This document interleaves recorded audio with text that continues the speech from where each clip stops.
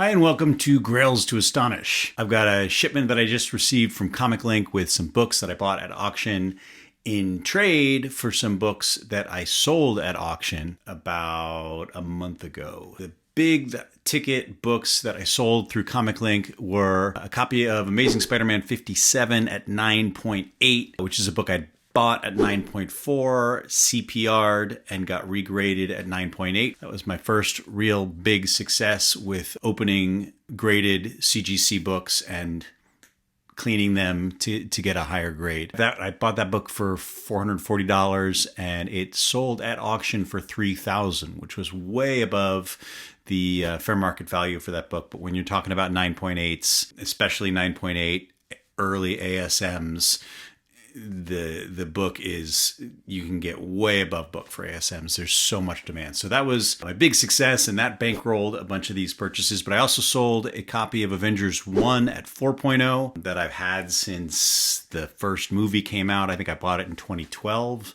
for $1,200, and that sold it for $2,700. It sold for below fair market. I was hoping to get more for it. If I sold it years ago, I would have gotten a lot more. If I'd sold it months ago, I would have gotten more, but the market is where it is. So I got rid of that one because I have a better copy of Avengers 1 that I wanted to hang on to. And the other book I sold was an ASM Annual 1 at 4.5, which was another disappointment. I bought that one at 5.0 for $720 on Heritage. And what did I sell it for? It sold for $755 through ComicLink. So, I lose 10% in the commission and then the shipping and this and that. And actually, I bought it at 5.0, CPR'd it, it came back at 4.5. So there was the cost of regrading. So I lost a lot of money on that book. Anyway, I was just unloading stuff that either was a big success like the ASM or stuff that was an abysmal failure where I tried CPRing and it didn't work out well. There was also a Fantastic 426 that I had at 8.0 that came back at 7.5. I unloaded that because I don't want to look at it anymore. And then there was the X-Men number 8, the first appearance of Eunice the Untouchable that I bought at a shop thinking I could get a good grade on it, and it ended up coming back qualified because sometimes when you buy a book raw, you look through it, you think you got a good sense of it, but there may be a page missing. And that was a lesson learned here. There was a page missing in the middle, and it turns out about 10% of copies of X-Men number 8 that get sent in for grading come back with this qualified grade because there was some sort of coupon or mail-in that issue, and a lot of kids cut that page out and mailed it in. So I didn't know to check for it, and it was virtually worthless. I might have paid $200 for that copy, and it sold for $87 because it came in qualified. It was a 6.0. But qualified 6.0, it's almost as bad as restored. Anywho, I unloaded a bunch of old books, got a big check from ComicLink for them, and then I spent a good portion of that check. First one I bought was in the previous auction. I got this giant size X-Men number 1 at 8.5, which I got at a really good price, and I didn't have to pay for it because I used those books that I sold at auction to cover that. And then I also got this box that I'm about to open up. Really enjoyed working with ComicLink. They're really good guys. They really know their stuff, and they have great auctions. This is the box of books that I didn't have to pay for because I sold the ASM 57, the ASM Annual 1, and the Avengers 1, and a few other smaller books. And that covered this box and this, and a pretty nice sizable check for the difference. Now I'm going to cut open this box. We'll see what's in here. I don't want to give the impression that I am making money off of being a comic collector. I try not to lose money on the books that I flip, but a lot of times what it usually is I buy a book, I think I can get it graded up, I send it to CGC, I don't, I fail, and then I unload it, and I lose maybe 10% of what I spent on it.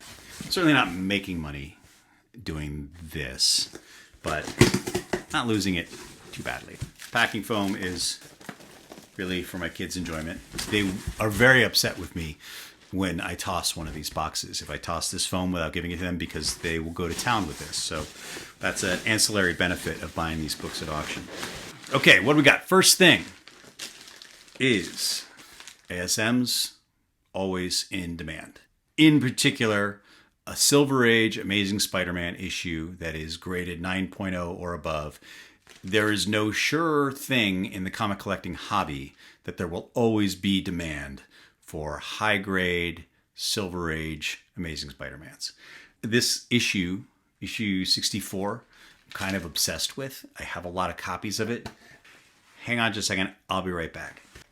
I got two right here that I got back recently. These are copies of Amazing Spider-Man 64 that I bought raw in local comic shops and graded. This one came in at 7.0 white pages. I'm going to sell it. This came in at 8.0 white pages. Going to sell that. I just sold a 4.5 that I'd had graded, and I'm kind of working my way up. So I saw this one, 9.2, and I thought, it's off-white to white, 9.2. The great thing about this issue, it's a beautiful cover, and there's very little ink on the cover. And that means that when there are blemishes, there's a lot you can do to clean them. And there's a decent possibility of improving their grade. So this 9.2 looks really, really good. I looked at the notes on it, and I think it's got a potential for being upgraded. And even if it doesn't, the fair market value on this book at 9.2 is $375. And I paid on ComicLink $210 for it. And so I put a bunch of low bids in. This 64 I'll always bid on. $210, that's like less than 60% of fair market value on that book. So I could sell this right away. I could put it on eBay for fair market, and I would have to pay the ridiculous annoying commissions and the hidden fees that eBay charges, but that's going to be about 15% of $375. I would make money selling this right now. If I take a chance, break it open, do my best to clean it, send it in, then I've spent more money on it. But if this thing were to come back at 9.8, it's very unlikely that you're going to turn a 9.2 into a 9.8. But if it were to happen, the fair market at 9.8 is $2,500.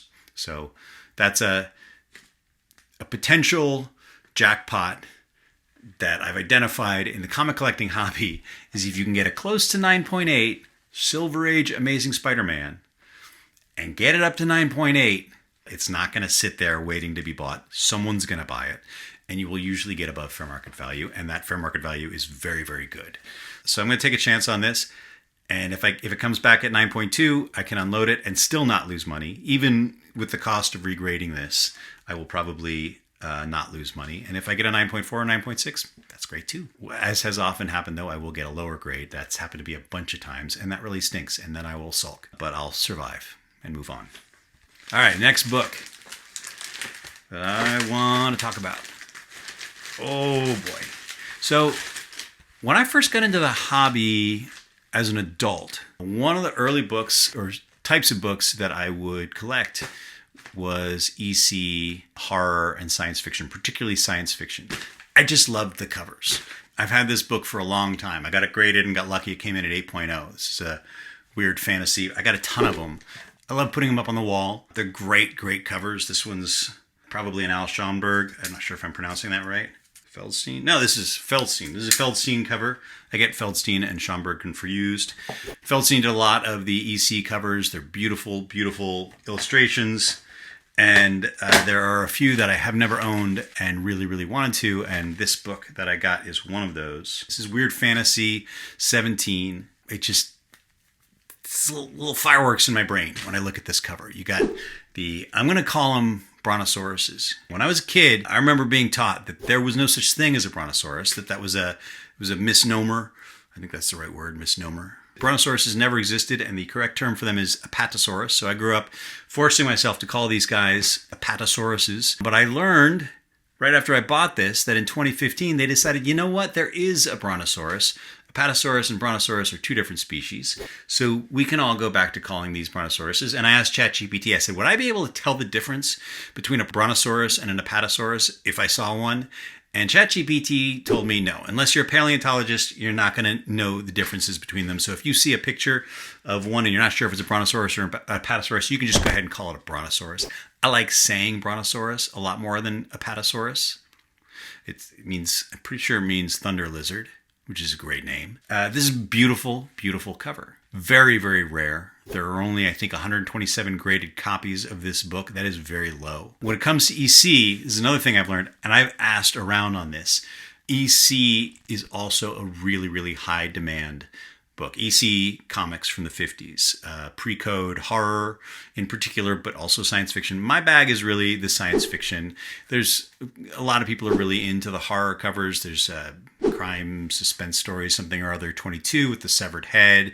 These are the books that caused the seduction of the innocent, hysteria over violence and gore in kids' comic books, which, to be honest, is kind of understandable. Those books are really popular now, and they will always sell. When dealers get them, dealers tell me when they get an EC, they're going to sell it right away. And so I have bid on this book a number of times in auctions in the past. I've seen it a few times, and I've never gotten it. And I have realized that this is one of those books that I try to always buy well below fair market. But ECs, I decided I was going to get a lot closer than I like to on fair market. And let's see, it was fair market on this book at 6.5 is $500.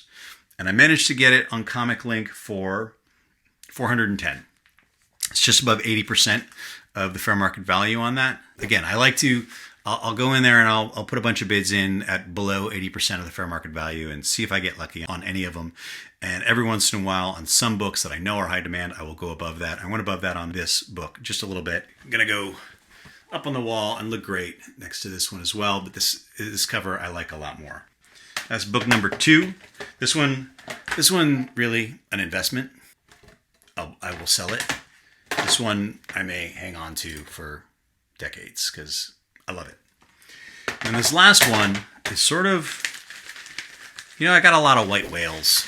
A lot of books that I'd like to own. This isn't like an Amazing Fantasy 15 white whale, but it's a book that I've bid on at least a dozen times in auctions and have always lost on. And like I was saying with the EC books and Silver Age ASMs, where there's really, really high demand, this book, I always try and get it for below fair market, and it goes, almost every time I see it auction, it goes for above fair market. I think fair market is low on this book and should go up. This is a book that if you look at the sales charts over the last few years, the comic bubble bursting did not affect the price on this book. Not nearly as much as it has on the other one. So I'll show you what it is. This is Batman 251. This is one of my favorite Batman covers. Probably my second or third favorite. Definitely top 2 favorite Bronze Age Batman covers. That's a lot of qualifiers.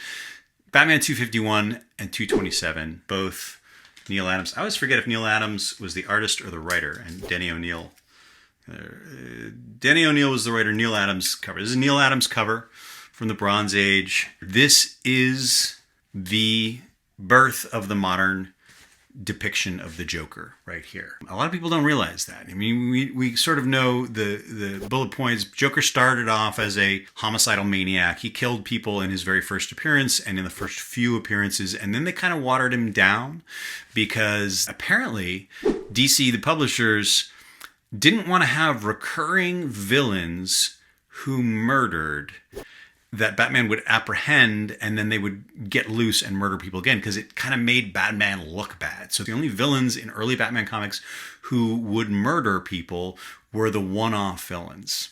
It's kind of a weird rule. In any case, Joker was gradually softened and became just a prankster. By the 50s and 60s, he was not as scary. And of course, when he showed up in the Batman TV show, 1966 through 68, it was almost a cartoon. Ironically, it was live action, but the character had become a cartoon, and he was not really scary. And when Neil Adams and Denny O'Neil took over Batman in 1970, they purposely did not touch the Joker character. The Joker character did not appear in comic books for 4 years, from 1969 to 1973, in the wake of becoming very popular in the Batman TV show and becoming associated with that really campy version of Batman. They didn't want to touch it. They wanted to reboot Batman as a detective street level, grounded character. So they stayed away from his rogues gallery for a while. And it wasn't until 1973 that they brought him back. And when they did bring the Joker back, they said, what would the Joker be like in our version of Batman? And they said, well, he's going to be a murderous psychopath again. And with the Comics Code, see, there is the Comics Code seal of approval here, but this was 1973, and they relaxed the code in 1970, meaning that there was a higher level of tolerance for depictions of violence. So they could have this Joker, he goes around murdering all of his henchmen. He gets, I think, released from prison, or he escapes from Arkham Asylum, something like that, and he one by one goes along murdering his henchmen, which you see Joker murdering his henchmen in the Dark Knight movie. The idea of his lackeys being kind of disposable to him because he's a psychopath is right in here. And a lot of other qualities of the Joker that you saw in the 89 Jack Nicholson Batman version, that you see in The Killing Joke, that you see in The Dark Knight. This dark, crazy, unpredictable, chaotic Joker, of course, started in the original first appearance of Joker in Batman 1, but was really brought back to life more vividly here in Batman 251. And it's a beautiful cover. This is only a 7.0. When you get in the high grade, the 9.0 copies of this are thousands of dollars. It is actually pretty scarce for a Bronze Age book, but also not that scarce. Not like early Silver Age scarce, not Golden Age scarce, but it's hard to get, and I didn't want to spend too much on it. I got this one. Let's see what we got. Fair market on this book at 7.0 is $625. And as I said earlier, I have lost at auction a number of times. I knew I was going to have to pay at least fair market or higher to get it, but I ended up getting it for $556. So about 90% of fair market. And I don't think I've ever seen it go for that low at any of the other auctions where I've tried to get it. It's always gone for at least what they were saying fair market was or higher. People are really, really into this book. A lot of people are after it. It dipped in price a little bit after 2021, 2022, but not much. It's still going for about what it was going for a few years ago, and I think will continue going up because it's just a great cover. So I finally got a copy of it. I still am after Batman 227. That cover, which is an homage to Detective Comics 31, but kind of if you put Detective 31 and Batman 227 side by side, I think Batman 227 is a better cover, but Detective 31 is Detective 31. So someday I hope to get a copy of that one. I actually saw one at the Pokemon show this weekend going for $800. I was not going to buy it, especially after just getting a hold of this one. I'm going to wait. So here's the haul from ComicLink. In the box that I just opened, I got these 3 copies. I got Amazing Spider-Man 64, Weird Fantasy 17, and Batman 251. Also, thank you very much from ComicLink. I got my giant size X-Men 1 at 8.5. These are all arguably Grail books. Okay, this is not a Grail book, but these other ones, to me, this is a Grail. This is a Grail for sure. This is a Grail. Batman 251 and Weird Fantasy 17. I finally got them. Anyway, that's all for now. Thank you for watching.